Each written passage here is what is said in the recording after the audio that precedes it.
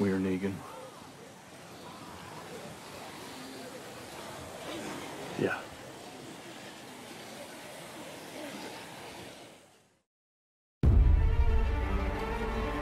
Je suis confuse. Est-ce qu'on n'aurait pas perdu l'ami Eugène?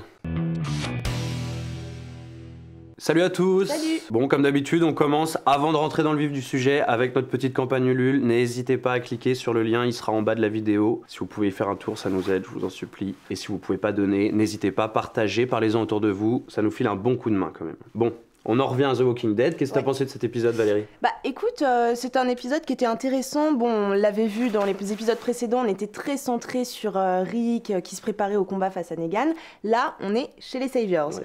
Donc, le moral est au beau fixe, ou pas, hein. On va le découvrir tout de suite dans le meilleur de l'after. Alors la véritable star de l'épisode, et je suis assez content, c'est Eugène, clairement. D'ailleurs qui est à citer dans la catégorie des coiffures les plus loufoques de The Walking Dead, parce que là, on est sur du mulette compète quand même. C'est vrai que c'est chaud.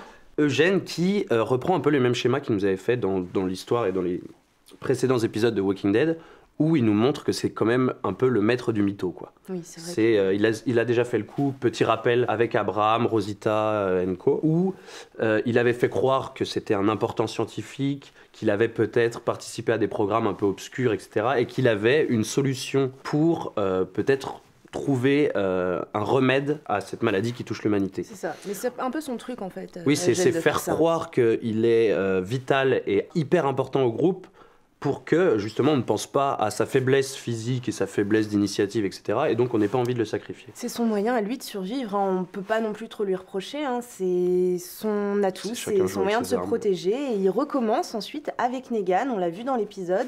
Il ressort encore les mêmes bobards, hein. On a remarqué que c'était vraiment un schéma qu'il mettait en place à chaque fois qu'il s'intégrait dans un nouveau groupe. Il se complaît dans le confort que Negan lui apporte. On a l'impression que le mec est complètement serein, confiant. Il a fait son deal avec Negan, donc il est à fond de son côté en fait. Il veut Il a pas le le pouvoir, tuer. ouais. Quand les épouses de Negan proposent de l'empoisonner, il veut absolument pas être lié à ça, comme s'il avait hyper peur. Enfin vraiment. Il t'est énervé Là, un peu, non?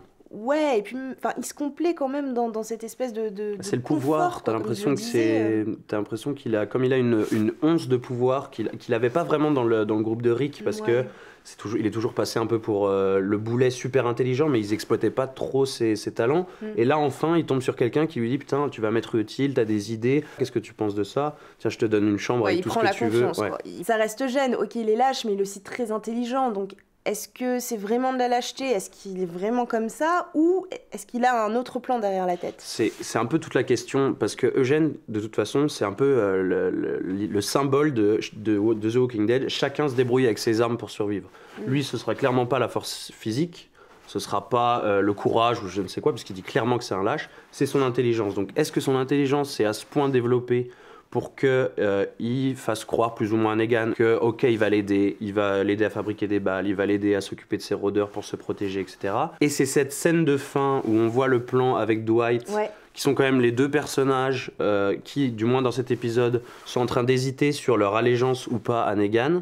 Ça pousse le doute un peu sur quelles sont les vraies intentions d'Eugène. Oui, est-ce qu'ils vont pas s'allier justement, les deux, Dwight et Eugène, pour mener la rébellion en interne? Enfin... Et ça peut être une vraie force de l'intérieur, quoi, clairement. Et là, à ce moment-là, aussi bien Eugène que Dwight auront un rôle super important. En parlant de Dwight, justement, qui est quand même un des personnages les plus importants de l'épisode, on voit qu'il est en très très mauvaise posture. Il se fait tabasser, torturer. Pourquoi? Parce que Negan pense que c'est lui qui a aidé Daryl à s'échapper. Du coup, il fait quoi? Il l'enferme à nouveau dans une cage, on peut appeler ça une cage, hein, qu'il connaît très bien. Je pense que Dwight, psychologiquement, il commence à péter un câble, le mec. Il a rien fait de mal, il a toujours soutenu Negan malgré toutes les horreurs qu'il lui a fait subir, et au final, il se retrouve au point de départ, en fait, au même endroit où il était il y a de ça quelques années quand il a rencontré Negan. Et en plus de ça, c'est à ce moment-là que, quand même, on découvre en même temps que Negan, puisqu'on ne savait pas vraiment qui était responsable de l'évasion de Daryl, que Sherry a un lien direct avec cette affaire puisqu'elle a disparu. Voilà, comme par hasard, en fait. Donc, bon. Et Negan, qui est quand même assez habile et assez cruel, demande à qui d'aller la chercher et plus ou moins discrètement de l'exécuter au final, parce qu'il lui conseille de pas trop la ramener au sanctuaire. Ouais. À Dwight. Son ex-mari, quoi. Le truc génial. Alors déjà, il lui en a fait baver, il lui a piqué sa femme, il a pensé que c'était lui, il l'a réenfermé dans une cage, et maintenant il lui demande de buter son ex-femme, quoi. Truc assez dingue. Donc bon, Dwight y va quand même. Et finalement, il découvre une lettre en partant à la recherche de Sherry. Une lettre qu'elle lui a laissée, qu'elle lui a écrite. Et là, je pense que cette lettre va aussi être un déclencheur. Bien sûr. Mais vraiment. Bien sûr, avec les alliances et tout. Il y a une vraie histoire entre les deux, en tout cas, et on a envie d'en savoir plus dans les épisodes qui viennent. Ouais, et surtout, Sherry lui fait prendre conscience, en fait, qu'il a trop changé, qu'à cause de Negan, c'est devenu limite un tueur, et qu'il n'était pas comme ça avant. Elle fait aussi un petit parallèle avec Daryl, et les téléspectateurs de The Walking Dead, de toute façon, l'ont vu aussi, ce la petit moto, parallèle entre les deux personnages. Les cheveux longs, le côté ça. fragile, Dans etc. le sens où Dwight, avant Negan, devait être un peu comme Daryl au niveau de la personnalité, donc c'était un mec bien en fait, je pense que ça devait être un mec bien, et que le fait de vivre dans le groupe de Negan l'a transformé, et Sherry le dit clairement, c'est pas l'homme que j'ai aimé, et tout ça lui fait péter un câble, et c'est pour ça qu'il décide de mentir à Negan. Et là, il montre quand même une supercherie qui est assez habile, puisque déjà, mentir à Negan, c'est pas facile. C'est clair. Et là, on est en plus dans une forme de manipulation qui est rare. Je pense pas avoir de souvenir d'un personnage qui a déjà réussi à vraiment manipuler Negan et à le faire tomber dans le panneau comme Dwight vient de le faire. Il a fait croire que c'était le médecin. Il permet comme ça de se débarrasser d'un personnage très important quand même dans une communauté comme ça, qui est le médecin, et qui en plus est un peu un connard quand même. D'ailleurs, on pensait qu'il allait se faire cramer au fer à repasser, un peu comme dans Maman j'ai raté l'avion, je sais pas si tu te souviens, mais non, en fait, il se fait balancer au feu, mais comme une vulgaire merde. Et c'est là que tu vois que Negan est quand même puissant. Negan y croit aveuglément, il se pose pas du tout de questions, il se dit, Dwight le dit, donc c'est que c'est vrai. Il se dit pas qu'il va lui mentir, il a tellement confiance en son système de Negan, attitude, tout le monde est soumis, tout le monde obéit, personne ne manque. C'est du coup une faiblesse. C'est là qu'on voit un peu une faille dans le Negan. Si on lui dit un truc, forcément c'est que c'est vrai, les gens prendraient pas le risque de lui mentir, sinon il les défoncerait. Manque de peau, là mon petit, tu t'es fait rouler. Et justement, ce qui serait intéressant, c'est que derrière, en fait, Dwight, avec ce nouveau pouvoir, entre guillemets, d'influence sur Negan, il puisse mener une petite rébellion discrètement. Ça fait pas mal de temps qu'on en parle et qu'on le voit plus ou moins venir, et que la crise un peu de conscience de Dwight pourrait l'amener à effectivement mener une rébellion de l'intérieur, d'autant plus qu'il y a Eugène. Donc vraiment, ce dernier plan, vous ferez attention, il est quand même, il interpelle. Il n'y a pas que celui-là. Ah ouais, il y en a d'autres. J'en ai vu un, c'était plus subtil, justement avec la scène du médecin où il se fait cramer. À la toute fin, il y a un plan avec Dwight vraiment devant la caméra, et en arrière-plan, on voit Eugène aussi un peu flouté, et ils ont ce même regard, ils regardent Negan tous les deux, on voit qu'ils ont vraiment la haine, quoi. Même le réal, on a l'impression qu'il s'est amusé à faire justement des plans où ils sont ensemble pour bien montrer que Eugène, ok, il fait un peu le badass, on a l'impression qu'il trahit sans hésiter le groupe de Rick. Après, attention, Eugène en a peut-être derrière la tête, et Dwight va peut-être au fur et à mesure se révolter contre Negan, donc on peut avoir aussi un duo intéressant. Donc il y a ce duo justement Dwight-Eugène qui peut-être mener la rébellion, mais il y a aussi les épouses de Negan. Franchement, moi je trouve qu'elles ont été hyper badass, elles ont eu du courage quand même d'aller voir Eugène et essayer de trouver un moyen d'empoisonner Negan. Les nanas n'en peuvent plus, elles craquent psychologiquement, c'est quand même horrible de se retrouver à la merci d'un mec qui décide que d'un coup il est ton mari et qui fait de toi ce que tu veux. Donc... Ouais, mais je sais pas, il y a quelque chose que j'ai pas senti avec elle, je trouve ça vraiment tomber un peu Enfin, moi je suis pas si convaincu que ça, et c'est là aussi où je me dis que Eugène est intelligent. Pour moi, ça pouvait très bien aussi être un test, être une étape, ou alors être un plan maladroit, un peu désespéré. Mais j'ai moins été emballé que toi. En tout cas, moi je comprends la réaction de Jen, c'est normal qu'il se méfie, il peut penser que c'est un piège, c'est vrai, mais moi je pense pas que ce soit un piège. Et je pense qu'elles vont vraiment être utiles plus tard, justement, lorsqu'il va y avoir la rébellion des Saviors en interne. Là, elles vont avoir un rôle important à jouer. Oui, à ce moment-là, ce serait effectivement la preuve que oui, ça se fissure du côté du sanctuaire et que Negan n'est pas si puissant qu'il en a l'air. Bon, la semaine dernière, je t'ai explosé. Là, vous supportez beaucoup Gabi. Vous kiffez Gabi, donc tant mieux. Je peux comprendre, c'est pas grave. Moi, je suis en route pour le doubler, là, je le sens bien. Vous vous attendiez à ce que je prenne Eugène, parce que j'adore Eugène, mais bon, galanterie, j'ai dû m'effacer. Vous comprendrez pourquoi plus tard. Non, et puis surtout, j'ai adoré Dwight dans cet épisode. C'est vraiment l'arc narratif, la nouvelle histoire qui m'intéresse le plus dans Walking Dead. Son histoire avec Sherry, c'est un peu ses remords, sa relation vis-à-vis de Negan, et vis-à-vis de Daryl aussi, parce qu'il y a forcément un effet miroir. Je trouve ça hyper intéressant, et je trouve ça... c'est limite devenu un des personnages les plus complets et les plus passionnants. Donc, team Dwight sans aucune hésitation. Alors, Je suis assez d'accord avec toi, mais je pense que sur le fond, t'as tort, parce que c'est quand même Eugène qui était le personnage le plus important de cet épisode. Donc je pense que t'as fait une erreur de ne pas le choisir, et je pense avoir bien fait, moi, du coup, de le choisir. Je trouve qu'il a été impressionnant dans cet épisode, parce que déjà, son jeu d'acting était fou. Enfin, moi, je trouve qu'il était vraiment très très bon. Il a eu des comportements complètement chelous. Il fait des petits cris un peu chelous, quand même. Des petits cris un peu bizarres. Son enterrement de vie de garçon, là, il était magnifique, quoi. C'était vraiment très très bien fait. Et en plus de ça, il arrive à nous mettre le doute. Enfin, moi, je me suis questionnée tout le long de l'épisode. Je me suis demandé, est-ce qu'il joue un rôle ou est-ce qu'il est sincère? Est-ce qu'il est aussi lâche que ça ou est-ce qu'il a un plan derrière la tête? Et rien que pour ça, c'est mon MVP. Team Dwight Ooney. Team Eugène. On passe tout de suite au complot du web. J'avais trouvé une petite théorie qui était assez sympa sur Sherry qui devrait retrouver le groupe de Rick et leur donner des infos sur le sanctuaire. Alors je sais pas ce que t'en penses. Forcément, l'épisode pose la question de que va devenir Sherry. Bah oui.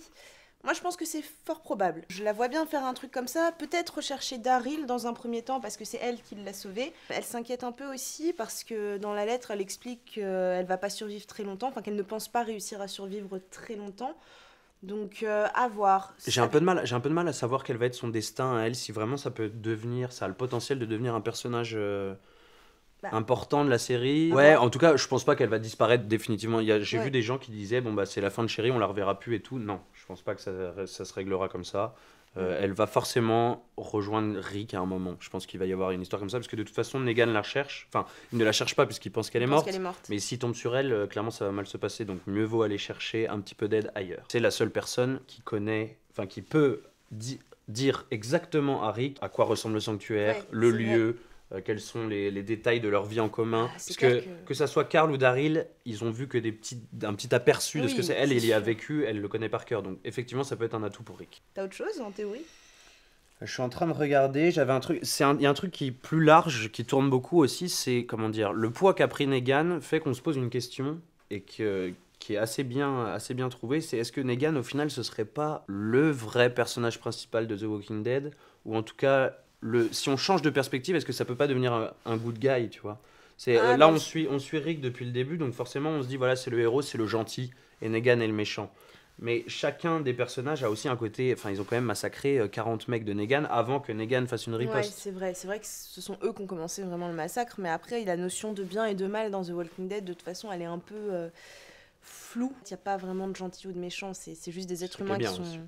Voilà, dans un monde très sale, on peut le dire, et enfin, ils essayent de survivre, quoi. Le fait est que les gens commencent à vraiment se dire que Negan peut avoir un rôle qui est là, il passe encore aujourd'hui pour le grand méchant. Est-ce que ce serait pas plus que ça, et ce serait pas un personnage vraiment clé de la série? C'est possible. Franchement, moi, ça m'étonnerait pas, parce qu'au final, comme on l'a dit, dans The Walking Dead, il n'y a aucune notion de bien ou de mal, on est juste attaché à des personnages qu'on suit depuis la première saison, donc il est possible aussi que Negan soit en fait le héros, entre guillemets, de la série lui aussi, quoi.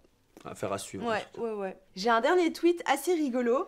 Ce serait que 2 personnages de The Walking Dead seraient en fait des sœurs. La nana qui est au royaume, un des soldats d'Ezekiel, qui parle un moment, qui attend en fait les Saviors pour faire leur deal avec Richard et compagnie. Et elle voit une Walkers un peu plus loin avec une robe un peu abîmée. Et elle parle de sa sœur décédée en disant « ma sœur avait cette même robe, machin ». Il y a une ressemblance qui est assez frappante avec le nouveau personnage des Garbage Kids, Jadis, la leaduse de ce groupe. C'est un peu le truc qui revient tout le temps dans Walking Dead, mais c'est très marrant, c'est un peu le côté sosie physique, donc forcément ils sont liés. On avait la même la dernière fois avec Richard du Royaume et le gouverneur. On disait ils ont un lien de famille et tout parce qu'ils se ressemblent. C'est marrant, les gens essayent de faire des liens et tout, mais ça pourrait être hyper drôle, ça pourrait apporter un peu mais j'y crois quand même pas énormément. Ouais, moi non plus, j'y crois pas trop. C'est le petit côté what the fuck de la semaine, quoi. C'est ça. To be followed.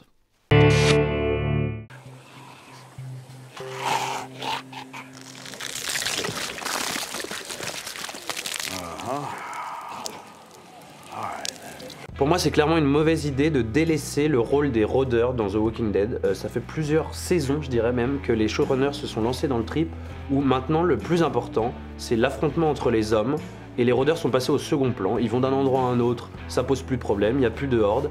On n'est plus dans la survie que moi j'aime particulièrement, qui est quand même de survivre face à 90% de la population qui s'est transformée en rôdeur. C'est quand même ça le sujet principal de la série. Et là maintenant c'est plus devenu un petit combat entre communautés et villages qui s'affrontent pour se détruire. Et ça me gêne un peu. Je ne suis pas vraiment d'accord avec Léo, je ne pense pas que le fait de mettre un peu de côté les rôdeurs pose un problème dans The Walking Dead, parce qu'il faut aussi savoir que c'est pas qu'une histoire de marcheurs qui débarquent et qui mangent des humains et qui les transforment en rôdeurs. C'est aussi une histoire d'êtres humains tout simplement qui vivent dans un contexte horrible et qui apprennent à survivre, donc le survival pour moi il est encore là. C'est juste pour nous montrer aussi quelle est la nature, la véritable nature de l'être humain, et montrer que dans un contexte comme celui-là, on devient juste des monstres nous aussi en fait. Merci à tous pour la semaine dernière, parce que grâce à vous, la team Valérie a explosé la team Léo, donc ça me fait très plaisir et je suis contente que vous aussi vous ayez cru en Carole, hein, pas comme lui là. Donc on continue à y croire, et donc là cette semaine c'est la team Valérie, donc j'espère que vous continuerez à me soutenir. Je suis un peu dégoûté, ouais, on va pas se mentir, j'ai perdu la semaine dernière, mais je pense avoir de très bons arguments cette semaine, donc team Léo. Alors pour ce qui est des notes, on a mis la même note, hein, on a mis 3 sur 5 tous les deux. Pas pour les mêmes raisons je pense. Non, on est rarement d'accord, hein, ouais. Vous l'avez remarqué quand même. Moi j'en ai parlé tout à l'heure et j'en parlerai encore, c'est vraiment l'arc narratif de Dwight qui fait que cet épisode de récolte une bonne note. C'est vraiment super intéressant, j'ai plein d'attentes là-dessus et j'espère qu'ils vont vraiment tisser bien une belle toile pour que ça fasse vraiment une histoire en plus à Walking Dead. Parce que là ça a commencé à tourner en rond toujours avec les mêmes personnages. Et dernière chose, je finis juste là-dessus. L'épisode était super bien réalisé, c'était beau à l'image, il y avait plein de plans assez travaillés et tout, ce qui parfois n'est pas le cas dans Walking Dead, où parfois c'est un peu mal réalisé. Après, moi pareil, j'ai mis 3 sur 5, donc 3 parce que quand même, comme tu l'as dit, c'était très bien réalisé, c'était un bel épisode, très intéressant, mais à côté de ça, moi je suis restée confuse vraiment à la fin, parce que au final, j'ai plus de questions que de réponses, surtout par rapport à Eugène, donc ça me frustre un peu, et ce qui me frustre aussi énormément, c'est qu'on a des épisodes qui sont centrés uniquement sur une communauté.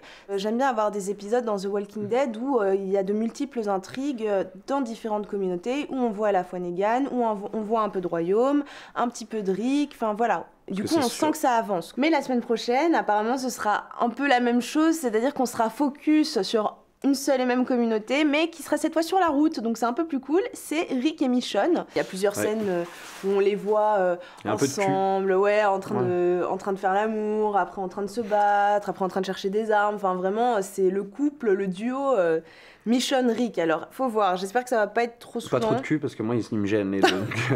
Il a un problème avec les couples mixtes. Il y a un gros problème. Moi, je préfère les couples d'hommes, quoi, normal. Et non, je disais, non, c'est un peu le retour old school où vraiment là c'est le côté sac à dos, on traverse des endroits, ils vont dans une sorte, enfin je sais pas, ça m'a fait rire en tout cas, et c'est un lieu sous-utilisé dans les films d'horreur ou dans tout cas les films de survie, etc. C'est la fête foraine, quoi. Un peu le Disneyland des Walkers. Ouais, et il a l'air de s'être passé des choses tragiques, je sais pas, on comprend pas bien, mais il y a en tout cas quelque chose qui s'est passé, et peut-être dans leur recherche d'armes ça peut aussi les aider. Ça peut être encore une nouvelle quête, mais alors là ils partent dans... Ouais, et puis on pourra peut-être retrouver la Michonne qu'on a connue avant, qui n'est pas que la copine de Rick, mais qui est aussi hyper badass, qui sait se fighter avec son sabre. Effectivement. Voilà, et puis dernière chose, on voit quand même que Rosita nous fait toujours un petit caca nerveux. Oui. On la voit 5 secondes, elle est déjà hyper relou. Mais genre, elle avait une crise d'ado de fou, elle a la casquette à l'envers maintenant, elle dit ouais, je peux plus attendre et tout. Écoute, Rosita, non plus, on peut plus attendre. Dégage. Voilà, un épisode un peu spécial cette semaine. Beaucoup d'attentes pour la semaine prochaine où on va revenir un peu au Walking Dead old school. En attendant, comme toutes les semaines, je vous le répète, allez faire un tour, je vous en supplie, sur le Ulule. N'hésitez pas à cliquer, même si vous pouvez rien donner, partagez et parlez-en autour de vous, ça nous aide beaucoup. Et surtout, n'oubliez pas, likez, commentez, partagez, abonnez-vous. On se retrouve la semaine prochaine. Bisous. Salut. Léo, est-ce que t'es accepté à relever un défi? Dis-moi. S'il y a plus de 20 hashtags Léo avec un mulet, tu te ramènes avec un mulet la semaine prochaine. On va voir si les gens écoutent jusqu'à la fin au moins. Allez, banco.